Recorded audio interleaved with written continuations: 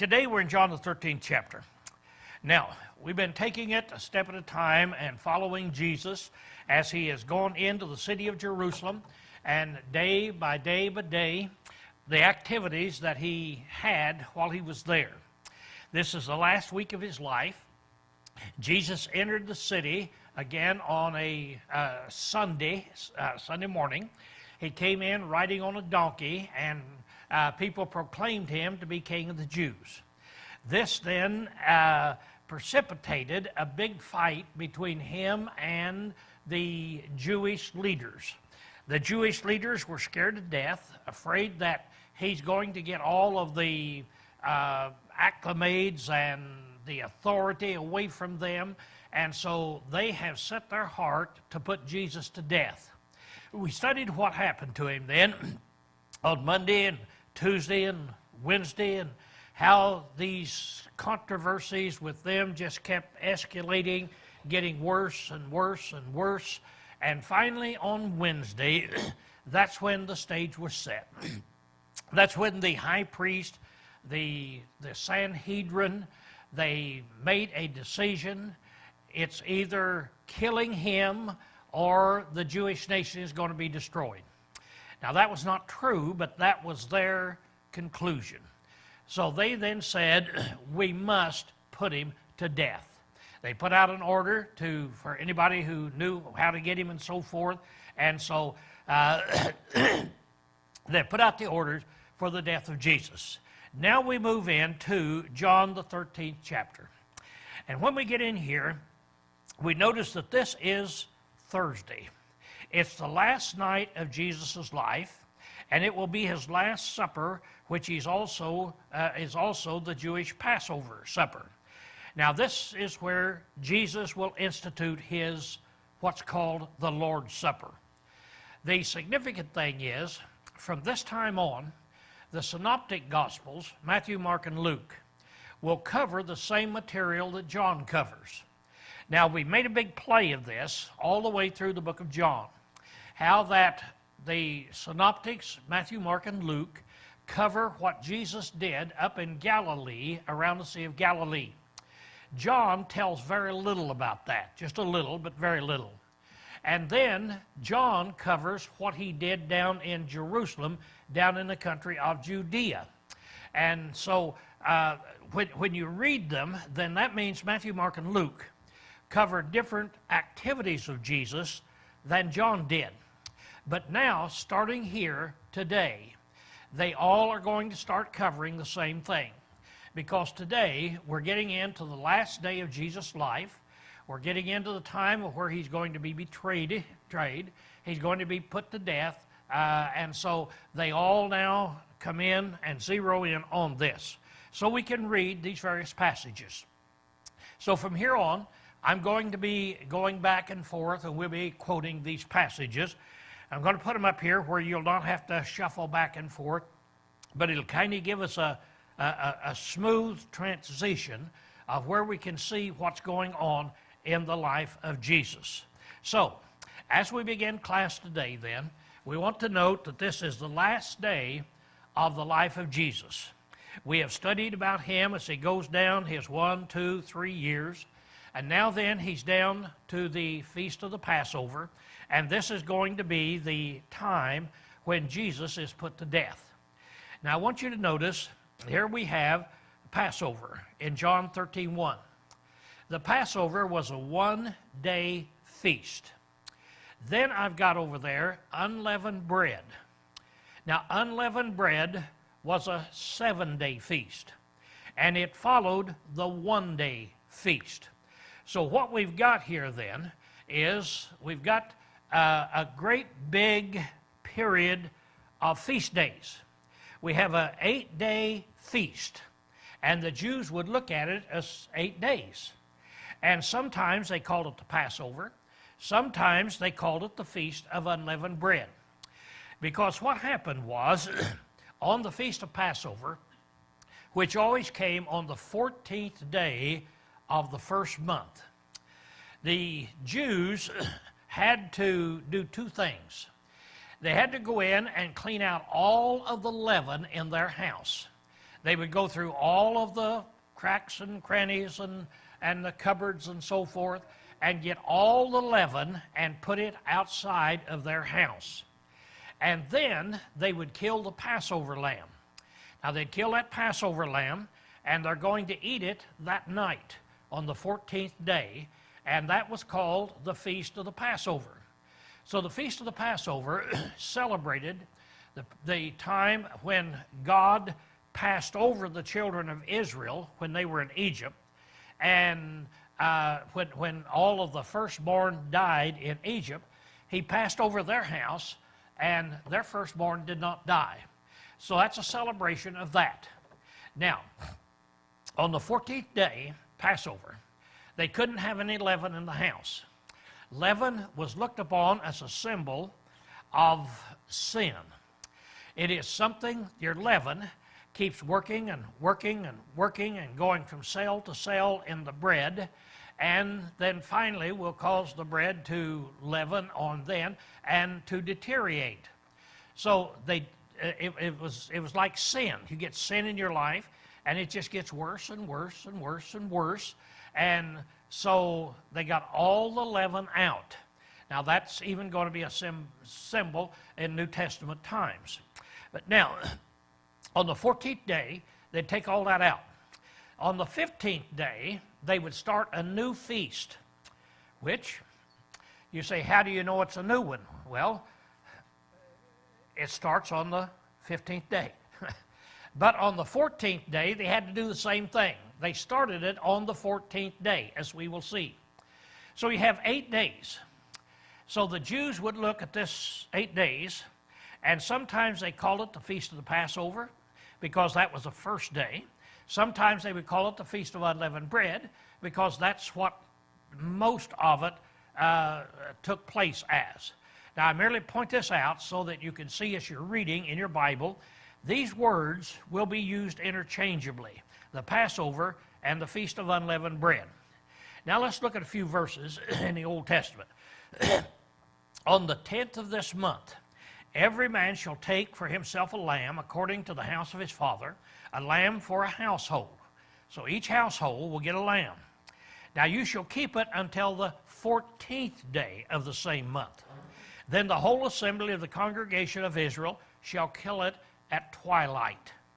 So now you're going to keep it until the 14th day, and in the evening of the 14th day, you're going to kill it.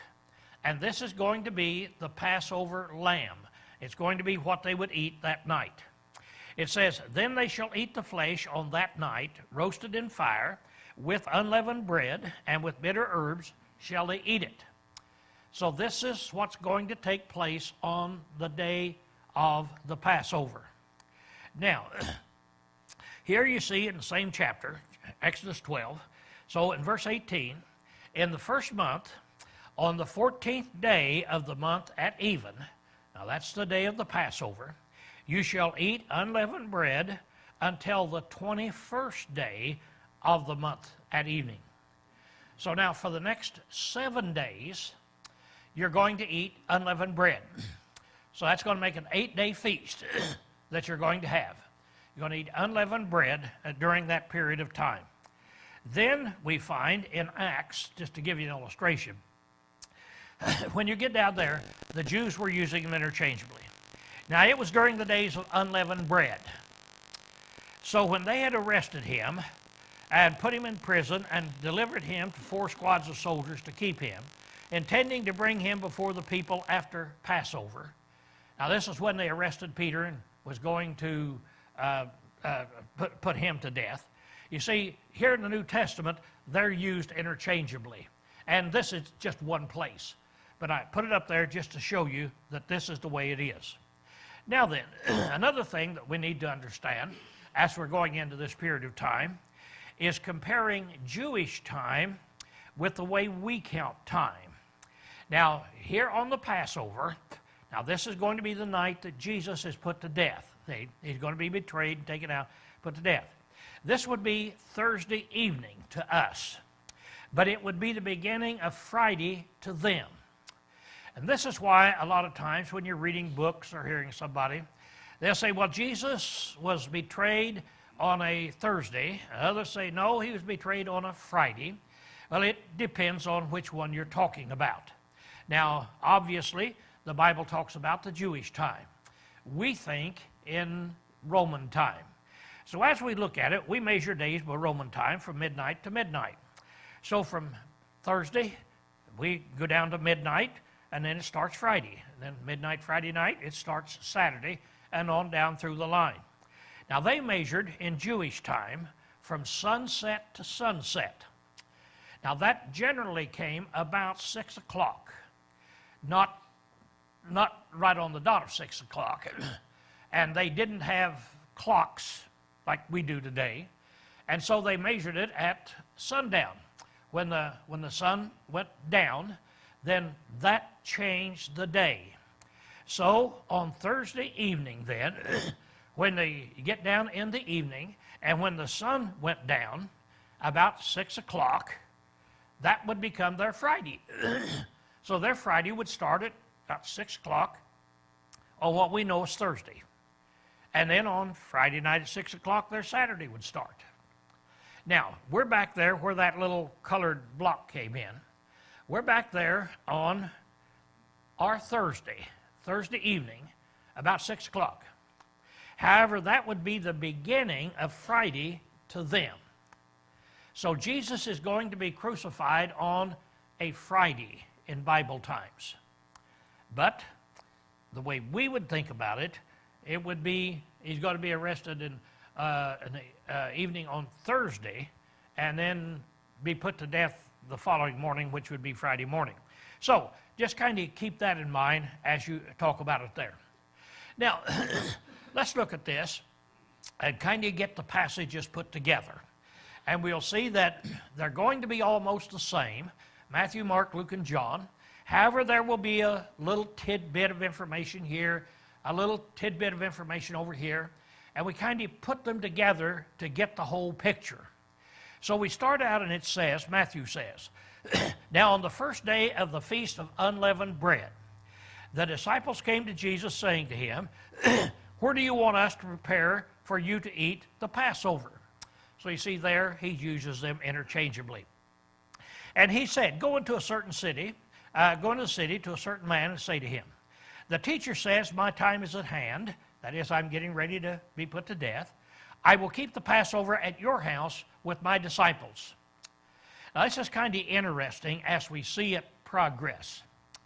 So, if you were asking me, where do you want to eat Thanksgiving dinner?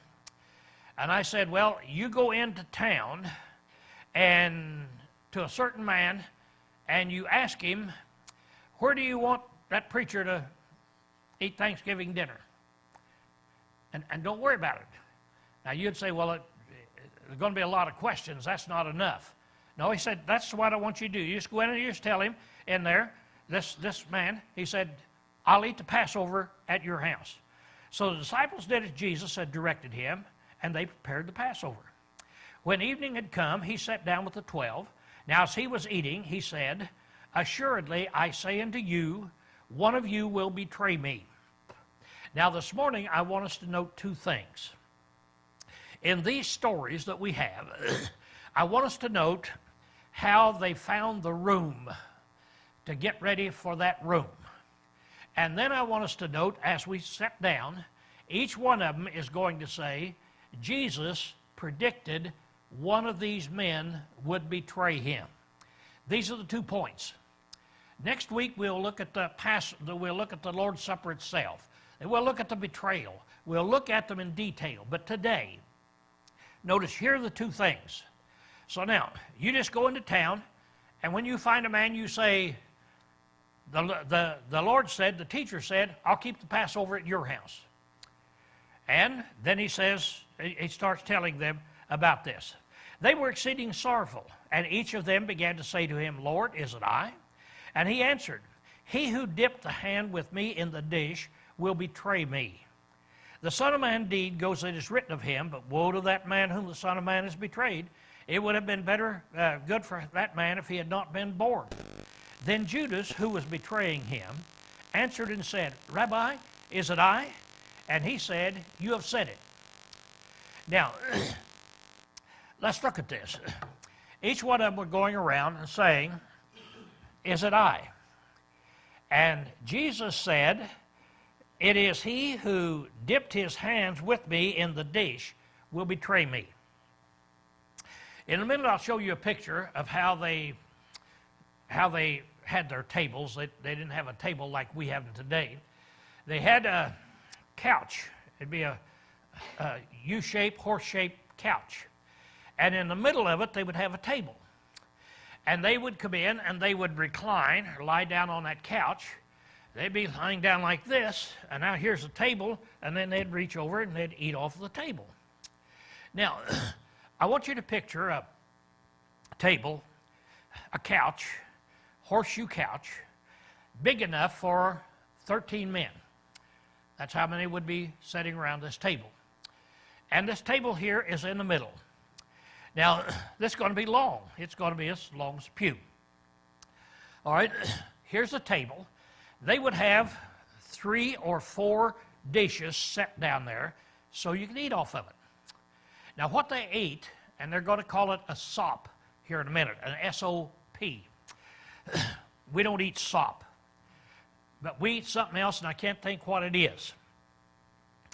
What do you call that stuff when you have a Thanksgiving dinner or something, and people come in, and you ladies have got that candle out there, and it's melted cheese and bread cut up, and what? Fondue. Yeah, we have fondue. We don't have sops. Well, this is a fondue. That's what they had. It would be just like melted cheese, only they would have different things, I mean, gravies and so forth, that they would put in there, sometimes this, sometimes that. But now, we've got 4 of these out there. Okay, I reach over and I get a piece of bread that's cut up in little squares. And I reach in my fondue. I get some cheese and put it in there. Now, there's going to be 3 or 4 guys that's eating out of this one. There's going to be 3 or 4 guys eating out of that one, and on down the line. Now, I want you to notice how Jesus boils it down. The 12 men said, is it I? And he said, it is one that dippeth with me in his hand with me in this dish. Now, that's going to boil it down to 3 or 4 guys. So he's got it down, and Judas obviously was one of these guys. Judas knew he was one of these guys. Wow. And he's already made arrangements, remember. He's already made arrangements to betray Jesus. And so Judas asked him, is it I? And the Lord said, you have said it. Now, that means, yes, it is. It means it's just like you said. That's what it means when you say you said it. People today will use that same thing when somebody makes a statement and say, well, you said it. You said it, buddy, meaning that's what is going to happen. And so you said it is a statement that means you're the one. Now, I want you to get to thinking in Judas's mind, because this is interesting. This actually happened. Why didn't he do something right then? Why didn't he break down and start crying? Why didn't he say, Lord, I'm sorry? Why didn't? The Bible doesn't tell us. Let's keep reading until we see what really happened. We all know what should have happened. I think all of us know what we would have done.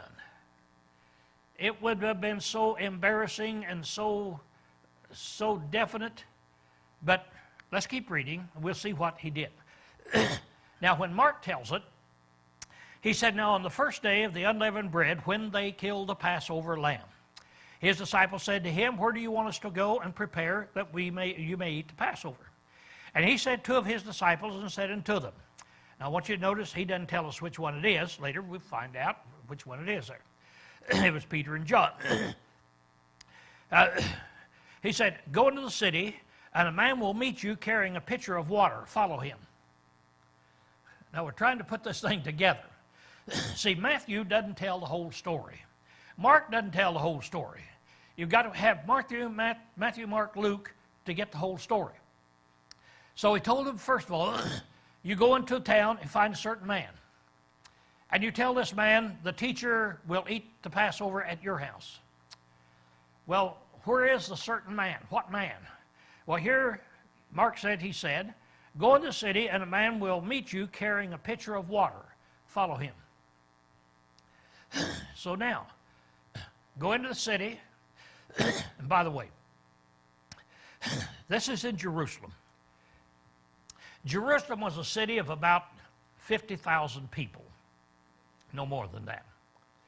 Think about a city here today of 50,000. What would be a city of about 50,000 that's isolated? Don't say Edmonds or Kirkland or something, because that's all part of Seattle. What city out in the country? What? Yakima. 57. Okay.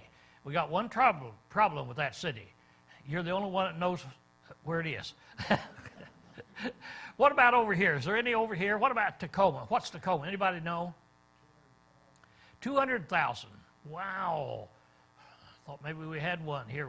Tacoma's way, way bigger than Jerusalem. What about Bellingham? Okay. Okay, Bellingham would be one. What I'm trying to say is it's a nice town, but it's not a big town. See, it's not a big town. Now, that's Jerusalem. All right, during this feast, history says there would be about 1 million other Jews come into town. Now, can you visualize that? 1 million people descend on Bellingham, or 1 million people come into Everett. Just all of a sudden, it's just going to be jam-packed, because all the Jews had to come to Jerusalem for this feast. This was one of these 3 feast days where they all had to come. So about 1 million people would come in there. Okay, now with all these people living in Jerusalem, 1 million other people in there, you go into town and you'll find a man carrying a pitcher of water. That's kind of unusual itself, because that was the woman's job, to be carrying water. But you're going to find this man carrying water. And what do? You don't walk up to him and say, hey, you follow him. You follow him. And wherever he goes, you go. And wherever he goes in, say to the master of the house, see, this is not the master, this is the servant. So you just follow him. When you get in this house, you find the master, the homeowner, and then you say, the teacher says, where is the guest room which I may eat the Passover of my disciples? See? In other words, I'm going to eat the Passover at your house, we were told. Where is the guest room? And then he will show you a large upper room, furnished and prepared, and there make ready for us. So he'll say, well, okay, take it upstairs. There'll be a big room up there, and you make it ready. And in the evening he came with his 12. Now, as they sat down, Jesus said, assuredly, I say unto you, one of you who eats with me will betray me.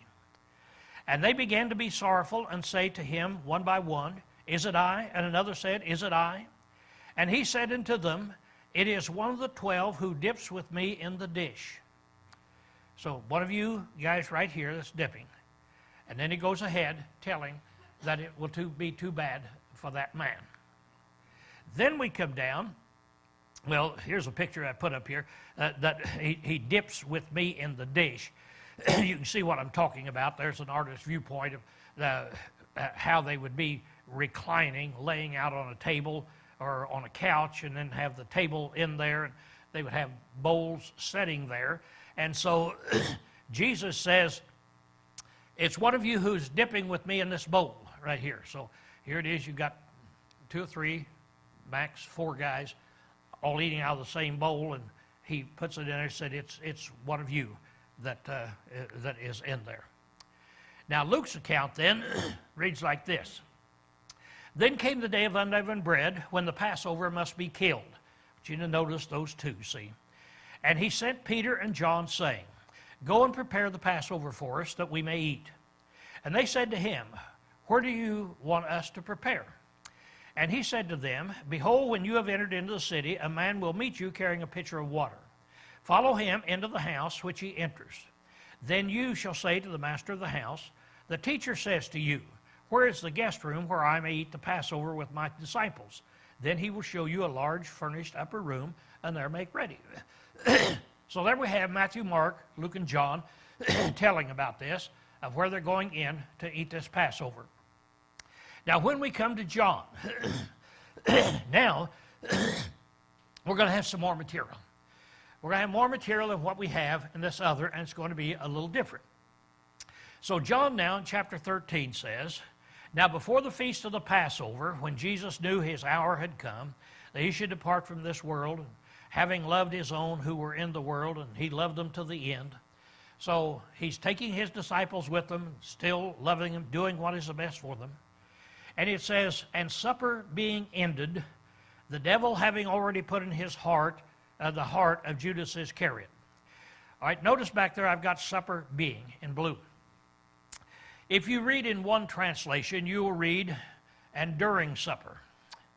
In another, you might read, an after supper. And so you'll read a little bit different in there, and you say, what in the world? Can't they get their act together? Which is the correct translation? Well, in the Greek, it says, and supper being. That's it. And supper being, the devil having already.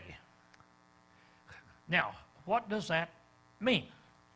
Well, every language says things differently than other languages. That's why if you have somebody who speaks one language and you tell them something, that they'll have to think just a minute, and then they'll say, and then they'll make a statement and translate, because it's more than just a word for word. Now here, he's saying, and supper being. As I read this, the way it hits me is, supper is in process. Supper is being. I call you tonight and say, what are you doing? Well, supper being. Supper is. Now, the problem is that can be translated, the supper's just beginning, the supper is being. You can say it's in the middle of it, supper is ended. Any of those there, but that's where you have to make a distinction and put it in there some way. So I just put that there to show you why translators will translate it a little bit differently. I would understand it to mean, and during supper, while they were having supper. All right, the devil having already put in his heart Judas Iscariot. Now, Judas has already decided he would betray him. You remember, during this few days, the Jews have tried to find where they could take Jesus and kill him without the masses of people knowing it, because they were afraid the people would rebel. And so they want anybody to help them who can. Judas comes up with the idea, I can lead them to Jesus, because I know all of his places where he goes. So he has already gone to the Sanhedrin. And he has told them, I can take you to him in isolation. There won't be anybody else around. What will you give me? They offered him 30 pieces of silver, and he accepted. So now, he has his 30 pieces of silver in his pocket. He now is looking for the time of when he can betray Jesus. So, he's already done that. It's already in his heart. He's already made his decision to betray Jesus. Now, Jesus, knowing that the Father had given all things into his hands, and that he had come from God and was going to God, rose from supper and laid aside his garments. He took a towel and girded himself, and after that he poured water in a basin and began to wash the disciples' feet and to wipe them with the towel with which he was girded. Then he came to Simon Peter, and Peter said to him, Lord, are you washing my feet? So now here's where we get some new material. Here it is that as they're eating during supper, Jesus gets up and goes around and gets a towel and puts around him, goes and gets some water, and they're all watching. Stop to think, what is he doing? Nobody does this during summer. Now, this is what should have been done by the guest of the house when they came in. A guest would wash the people's feet because they had dirty feet. But Jesus is getting up, and now he's going around and he's washing each one of their feet. He comes to Peter. Peter doesn't know what to say yet. What is happening? And Peter said, Lord, are you washing my feet? Then it continues on to tell us about this. Jesus answered and said unto him, what I am doing you do not know now, but you will know afterwards. This is an unusual statement. Peter, what I'm doing you don't know. Now, as somebody used to say back in the old country, put that in your pipe and smoke it. What does that mean? You look at him and anybody can see what he's doing. He's washing feet. But Jesus said, what I'm doing you don't know. Well, they all understood something's going on that we don't understand. We know he's washing feet, but he said we don't know what he's doing. So Peter said, you shall never wash my feet. See, this is Peter's coming out. Jesus answered him, if I do not wash you, you have no part of me. Simon Peter said, Lord, not my feet only, but also my hands and my head. So Peter then is trying to let the Lord know, I'm not going to let you wash my lowly feet. Well, you'll either let me wash them or you won't be a part of me. Well, then wash me all over. See, is what he's wanting. And then 10, Jesus said to him, he who is bathed needs only to wash his feet. You've been bathed, you're clean, Peter. And that's the reason I'm washing your feet. The only reason you wash feet, always remember this, when people talk about washing feet. Jesus said the only reason you wash feet is because they're dirty. That's what that means. He who is bathed needs only to wash his feet, but is completely clean. And you're clean, but not all of you. Wow, now he's starting to throw this in. For he knew who would betray him, therefore he said, you're not all clean. So, as he's washing feet, he starts zeroing in on Judas again. So the first thing he did was, he said, you're all clean, but not all of you. So when he had washed their feet, taken his garments and sat down again, he said to them, do you know what I have done to you? You call me teacher and Lord, and you say, well, for so I am. If I then, your teacher and Lord and teacher, have washed your feet, you also ought to wash one another's feet. For I have given you an example that you should do as I have done. Not what I have done. But I want you to do as I have done. Now, that word means something. I've washed your feet. You don't know what I've done. You don't know what I'm doing. But now then, like I've washed your feet, I want you to wash each other's feet, and I want you to do as I have done. What this means, what Jesus is telling them, what's going through their mind is, I've washed your feet, and you don't have the slightest idea what I have done. I want you to do what I have done. I want you to do what you've seen me. I want you to wash feet, and I want you to do as I have done. And there's that play. What does he mean? I want you to do as I have done. The clock just ticked. Class dismissed. That's where we start next week.